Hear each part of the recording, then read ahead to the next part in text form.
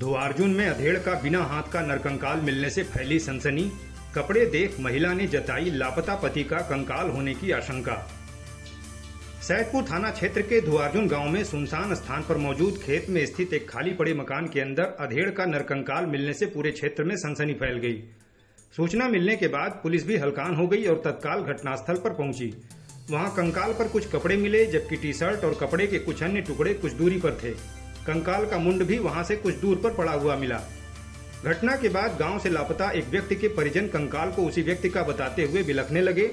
इस दौरान पुलिस ने बिना कंकाल का डीएनए टेस्ट कराए उसे लापता व्यक्ति का कंकाल होने से इनकार कर दिया।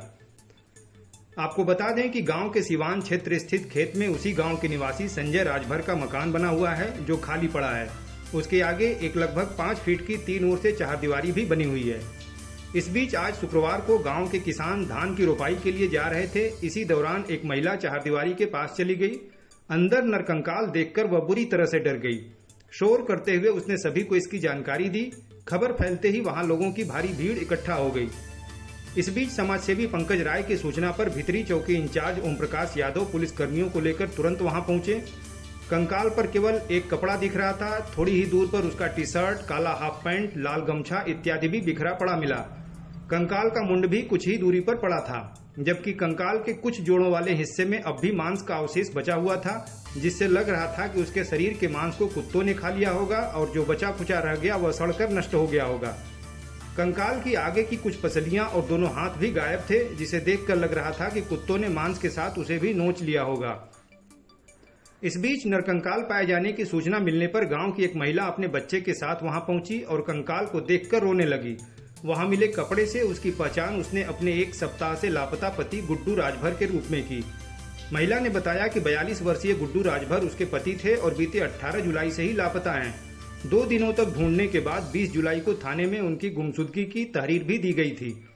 महिला ने बताया कि देखकर कंकाल के साथ मिले कपड़े उसके पति के ही लग रहे हैं। बिलखते हुए उसने बताया कि उसके पति शराब के लती थे, जिसके चलते कई बार उन्हें बच्चे टांग कर घर ले आते थे। कई बार तो वह दिन में ही पीना शुरू कर देते थे।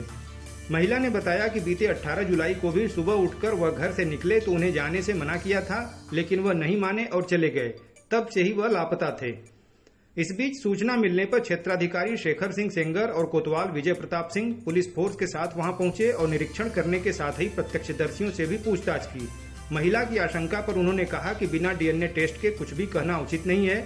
डीएनए टेस्ट करके ही उसकी पहचान स्पष्ट की जाएगी कि यह कंकाल गुड्डू राजभर का है अथवा किसी और का, क्योंकि केवल 1 सप्ताह के भीतर एक मानव शरीर का पूरी तरह से कंकाल बन जाना संभव नहीं लग रहा। बहरहाल यह कंकाल किसका है और यहाँ कैसे आया, हत्या हुई या मौत का कोई अन्य कारण रहा, इसका पता पोस्टमार्टम रिपोर्ट और स्पष्ट पहचान डीएनए टेस्ट के बाद ही हो सकेगी। कोतवाल विजय प्रताप सिंह ने बताया कि कंकाल को पोस्टमार्टम के लिए भेज दिया गया है। डीएनए टेस्ट भी कराया जाएगा।